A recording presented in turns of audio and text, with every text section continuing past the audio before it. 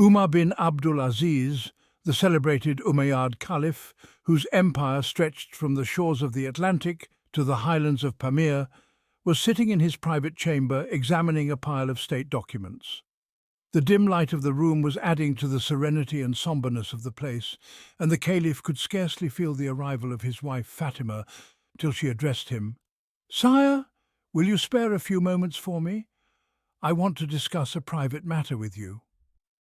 "Of course," replied the pious Caliph, raising his head from the papers, "but please put off this state lamp and light your own, as I do not want to burn the state oil for private talk." The obedient wife, who was the daughter of Abdul Malik, the mighty Umayyad Caliph, and the sister of two successive Umayyad Caliphs, Walid and Suleiman, complied accordingly. The short rule of Umar bin Abdul Aziz was like an oasis in a vast desert, a benevolent rain which had fallen on an arid soil. It was the brightest period in the 91-year Caliphate of the Umayyads, which, though short-lived, had transformed the outlook of the state and had released such powerful justice for all forces, following the footsteps of the Prophet, peace be on him, and the rightly guided caliphs, that after his death the attempts for the restoration of autocracy under Hisham failed miserably, and ultimately culminated in the fall of the Umayyads at the hands of the Abbasids.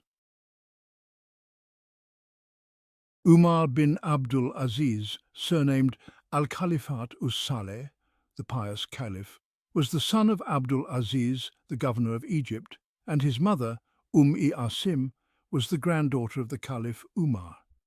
He was born in 63 AH, 682 CE in Halwan, a village of Egypt, but he received his education in Medina from his mother's uncle, the celebrated Abdullah ibn Umar.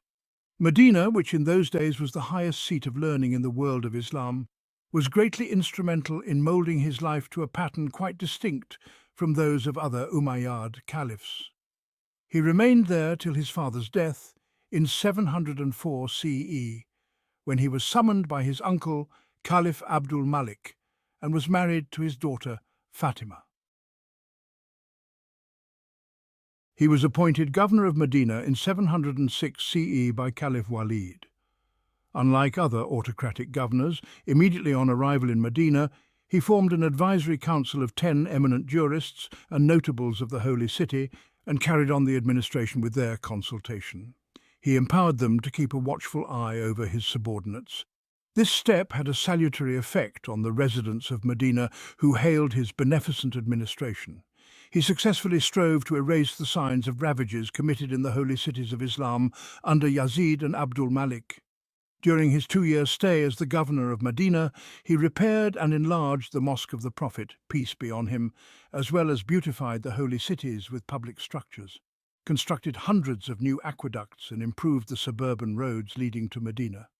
Moderate yet firm, says Amir Ali, anxious to promote the welfare of the people whom he governed, Umar's rule proved beneficent to all classes. His patriotic rule was for the good of his subjects. His just administration attracted from Iraq a large number of refugees who were groaning under the oppression of Hajjaj bin Yusuf. But according to Tabari, this migration highly enraged the tyrant who prevailed upon Walid to transfer him from Medina, which he left amidst universal mourning. The Umayyad Caliph, Sulaiman bin Abdul Malik, who had great respect for Umar bin Abdul Aziz, nominated him as his successor. On his death, the mantle of caliphate fell upon Umar bin Abdul Aziz, who reluctantly accepted it. Giving up all pomp and pageantry, the pious caliph returned the royal charger, refused the police guard, and deposited the entire equipment meant for the person of the caliph in the Bayt ul-Ma'al. Like a commoner, he preferred to stay in a small tent and left the royal palace for the family of Suleiman. He ordered that the horses of the royal stables be auctioned and the proceeds be deposited in the treasury. One of his family members asked him why he looked downhearted. The caliph replied instantly, "Is it not a thing to worry about? I have been entrusted with the welfare of such a vast empire, and I would be failing in my duty if I did not rush to the help of a needy person." Thereafter, he ascended the pulpit and delivered a masterly oration saying, "Brothers, I have been burdened with the responsibilities of the Caliphate against my will. You are at liberty to elect anyone whom you like." But the audience cried out with one voice that he was the fittest person for the high office. Thereupon the pious Caliph advised his people to be pious and virtuous. He allowed them to break their oath of allegiance to him if he wavered from the path of God. His short rule was noted as a beacon of justice for all human dignity and welfare, as guided by the Holy Quran and the Sunnah of Prophet Muhammad, peace be on him. He waged a defensive war against the Turks who had ravaged Azerbaijan and massacred thousands of innocent Muslims.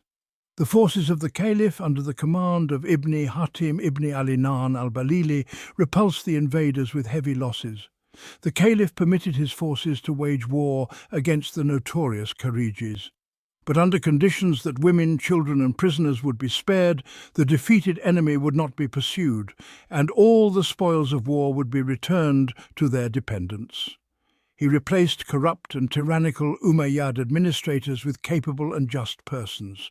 His first act after assuming office was the restoration to their rightful owners the properties confiscated by the Umayyads. He was hardly free from the burial ceremonies of Caliph Suleiman, and wanted to take a short respite when his son asked him if he would like to take rest before dealing with cases pertaining to confiscated properties. He replied, "Yes, I would deal with these after taking rest." "Are you sure that you would live up to that time?" asked the son. The father kissed his dear son and thanked God that he had given him such a virtuous son. He immediately sat up to deal with this urgent matter and first of all returned all his movable and immovable properties to the public treasury. He deposited even a ring presented to him by Walid. His faithful slave Mazahim was deeply moved at this uncommon sight and asked, "Sir, what have you left for your children?" "God," was the reply. He restored the possession of the garden of Fadak to the descendants of the Prophet, peace be on him, which had been appropriated by Marwan during the Caliphate of Usman. He bade his wife Fatima to return the jewellery she had received from her father, Caliph Abdul Malik. The faithful wife cheerfully complied with his bidding and deposited all of it in the Bayt-ul-Mal. After her husband's death, her brother Yazid, who succeeded him as Caliph, offered to return it to her. "I returned these valuables during my husband's lifetime. Why should I take them back after his death?" she told him. The restoration of Fadak provoked mixed reaction from the people. The fanatical Kharijis, who had become hostile to the Caliphate, soon softened towards Umar bin Abdul Aziz, proclaiming that it was not possible for them to oppose a Caliph who was not a man, but an angel. The house of Umayyads, accustomed to luxuries at the expense of the common man, revolted against this just but revolutionary step taken by the Caliph and bitterly protested against the disposal of their age-long properties. One day, the Caliph invited some prominent members of the House of Umayyads to dinner, but advised his cook to delay the preparation of food. As the guests were groaning with hunger, the Caliph shouted to his cook to hurry up. At the same time, he asked his men to bring some parched gram, which he himself, as well as his guests, ate to their fill. A few minutes later, the cook brought the food which the guests refused to take, saying that they had satisfied their appetite. Thereupon the pious Caliph spoke out, "Brothers, when you can satisfy your appetite with so simple a diet, then why do you play with fire and usurp the properties and rights of others?" These words deeply moved the notables of the House of Umayyads, who burst into tears. In general, he laid great stress on compensating the victims of illegal extortion in any form. His administration of impartial justice went against the interests of the Umayyads, who were accustomed to all sorts of licenses and could hardly tolerate any check on their unbounded freedom. They plotted against the life of this virtuous member of their clan. A slave of the Caliph was bribed to administer the deadly poison. The Caliph, having felt the effect of the poison, sent for the slave and asked him why he had poisoned him. The slave replied that he was given 1,000 dinars for the purpose. The Caliph deposited the amount in the public treasury and, freeing the slave, asked him to leave the place immediately lest anyone might kill him. Thus died in 719 CE at the young age of 36 at the place called Der Siman, the convent of Siman. near Homs, one of the noblest souls that ever lived in this world. His martyrdom plunged the Islamic world into gloom. It was a day of national mourning. The populace of the small town came out to pay their last homage to the departed leader. He was buried in Dar Siman on a piece of land he had purchased from a Christian. Muhammad bin Mubad, who happened to be in the durbar of the Roman emperor at that time, reports that he found the emperor in drooping spirits. On inquiry, he replied, "A virtuous person has passed away. This is Umar bin Abdul Aziz. After Christ, if anyone could put a dead person to life, it was he. I'm hardly surprised to see an ascetic who renounced the world and give himself to the prayers of Allah. But I am certainly surprised at a person who had all the pleasures of the world at his feet, and yet he shut his eyes against them and passed a life of piety and renunciation. He reportedly left behind only 17 dinars, with a will that out of this amount, the rent of the house in which he died and the price of the land in which he was buried would be paid." Unaffected piety, says Amir Ali, a keen sense of justice, unswerving righteousness, moderation, and an almost primitive simplicity of life formed the brief features in his character. The responsibility of the office with which he was entrusted filled him with anxiety and caused many a heart searching. Once he was found by his wife weeping after his prayers. She asked if anything had happened to cause him grief.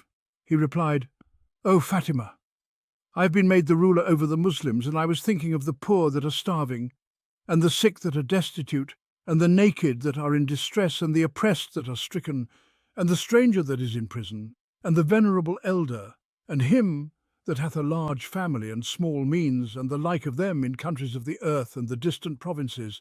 And I felt that my Lord would ask an account of them at my hands on the day of resurrection, and I feared that no defence would avail me, and I wept."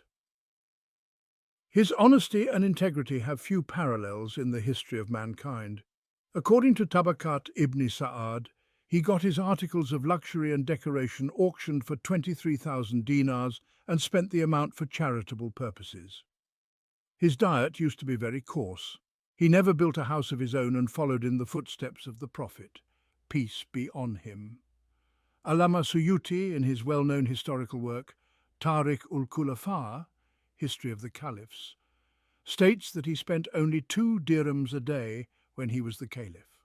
Before his election as Caliph, his private properties yielded an income of 50,000 dinars annually, but immediately after the election, he returned all his properties to the public coffers, and his private income was reduced to 200 dinars per annum.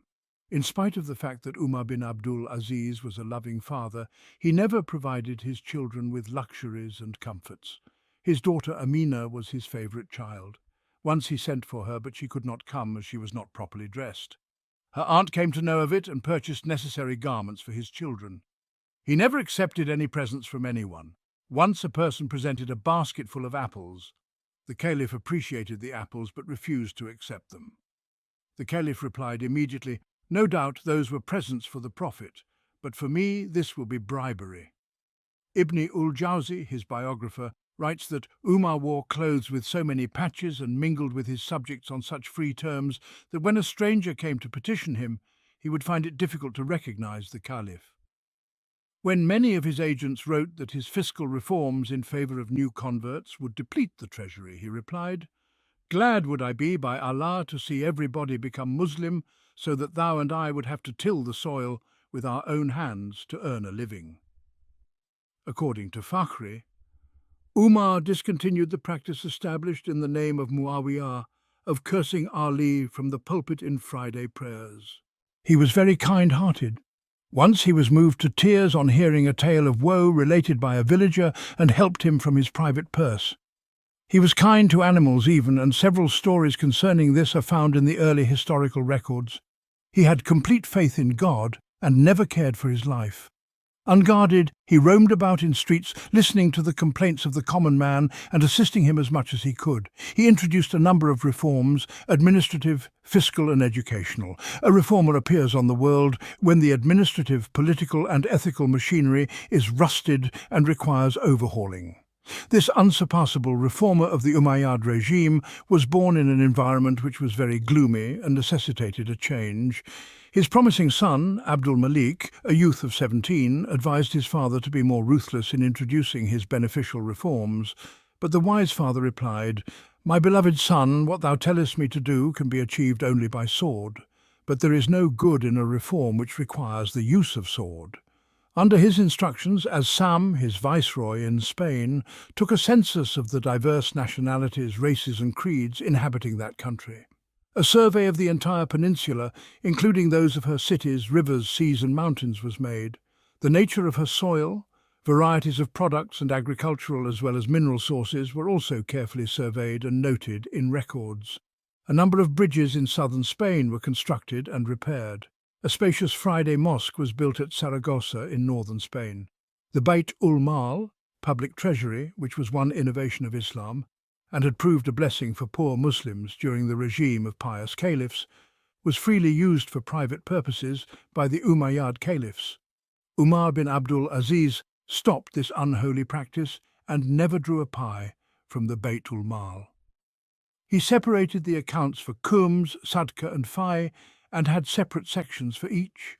He immediately stopped the practice of richly regarding the authors of panegyrics of the royal family from the Bayt ul-Mal. One of the most important measures was his reform of taxation. He made adequate arrangement for easy realization of taxes and administered it on a sound footing. He wrote a memorable note on Kharaj to Abdul Hamid ibn Abdul Rahman, which has been copied by Qazi Abu Yusuf. "Examine the land and levy the Kharaj accordingly. Do not burden a barren land with a fertile one, and vice versa. Do not charge the revenue of barren land." His generous reforms and leniency led the people depositing their taxes willingly. It is a strange paradox that in spite of all oppressive measures adopted by the notorious Hajjaj bin Yusuf for the realization of taxes in Iraq, it was less than half of the amount realized during the benevolent regime of Umar bin Abdul Aziz. He paid special attention to the prison reforms. He instructed Abu Bakr bin Hazm to make weekly inspection of jails. The jail wardens were warned not to maltreat the prisoners. Every prisoner was given a monthly stipend and proper seasonal clothing. He advised the jail authorities to inculcate love for virtue and hatred for vice among the prisoners. Education of the prisoners led to their reformation. The public welfare institutions and works received much stimulus. All over his vast empire, thousands of public wells and inns were constructed. Charitable dispensaries were also opened. Even travelling expenses were arranged by the government for the needy travellers. A large number of inns were constructed on the road leading from Khorasan to Samarkand. Umar bin Abdul Aziz was a capable administrator, well versed in his duties towards this world and the hereafter. He was extremely hard-working, and when people urged him to take rest, he never heeded them. He had set before himself Caliph Umar's administration as a model to be copied. According to the well-known Imam Sufyan Thawri, there are 5 pious caliphs, namely Abu Bakr, Umar Farooq, Uthman, Ali and Umar bin Abdul Aziz. The outstanding feature of his caliphate was that he revived Islam's democratic spirit, which had been suppressed after the accession of Yazid. In a letter addressed to the prefect of Kufa, he exhorted his governors to abolish all unjust ordinances. He wrote, "Thou must know that the maintenance of religion is due to the practice of justice and benevolence. Do not think lightly of any sin. Do not try to depopulate what is populous. Do not try to exact from the subjects anything beyond their capacity. Take from them what they can give. Do everything to improve population and prosperity. Govern mildly and without harshness. Do not accept presents on festive occasions. Do not take the price of the sacred book distributed among the people. Impose no tax on travellers, or on the marriages, or on the milk of camels, and do not insist on the poll tax from anyone who has become a convert to Islam." The pious caliph disbanded 600 bodyguards, meant for guarding the person of the caliph. He received lesser salary than his subordinates. He attracted around him a galaxy of talented men who counselled him on state matters. That Umar bin Abdul Aziz was very kind and just towards non-Muslims has been acknowledged by the Encyclopedia of Islam. As a devout Muslim, he was not only graciously tolerant to the members of other creeds, but also solicitous towards them. Christians, Jews and fire worshippers were allowed to retain their churches, synagogues and temples. In Damascus, al-Walid had taken down the Basilica of John the Baptist and incorporated the site in the Mosque of Umayyads. When Umar became caliph, the Christians complained to him that the church had been taken from them, whereupon he ordered the governor to return to the Christians what belonged to them. While he endeavoured to protect his Muslim subjects from being abused, he was also anxious that his Christian subjects should not be crushed by oppressive taxation. In Aila and in Cyprus, the incretribute settled by treaty was reduced by him to the original amount. Once a Muslim murdered a non-Muslim of Hira. The Caliph, when apprised of the event, ordered the governor to do justice in the case. The Muslim was surrendered to the relations of the murdered person who killed him. A Christian filed a suit against Hisham bin Abdul Malik, who later on succeeded as Caliph. The just Caliph ordered both the plaintiff and the defendant to stand side by side in the court. This annoyed Hisham, who abused the Christian. Thereupon the Caliph rebuked him and threatened him with dire consequences. Umar bin Abdul Aziz laid great emphasis on the ethical aspects of education in order to turn the hearts of people towards charity, forbearance and benevolence. He relentlessly discouraged and punished laxity of morals. All these beneficial measures added to the stability of the state and the prosperity of the people who lived in peace and tranquility. During his short reign of 2 years, people had grown so prosperous and contented that one could hardly find a person who would accept alms. The only discontented people were the members of the house of Umayyads, who had been accustomed to a life of vice and luxury and could hardly change their heart. Umar bin Abdul Aziz did not lay much stress on military glory. He paid greater attention to internal administration, economic development and consolidation of his state. The siege of Constantinople was raised. In Spain, the Muslim armies crossed the Pyrenees and penetrated as far as Toulouse in central France. His short reign was like a merciful rain which brought universal blessings. One of its special features was that almost all Berbers in northern Africa, as well as the nobility of Sind, embraced Islam of their own accord. Umar bin Abdul Aziz was a unique ruler from every point of view. The high standard of administration set by him could only be rivaled by the first 4 caliphs of Islam. The reign of Umar II, writes Amir Ali, forms the most attractive period of the Umayyads' domination. The historians dwell with satisfaction on the work and aspirations of a ruler who made the welfare of his people the sole object of his ambition. His short but glorious reign has no match thence up.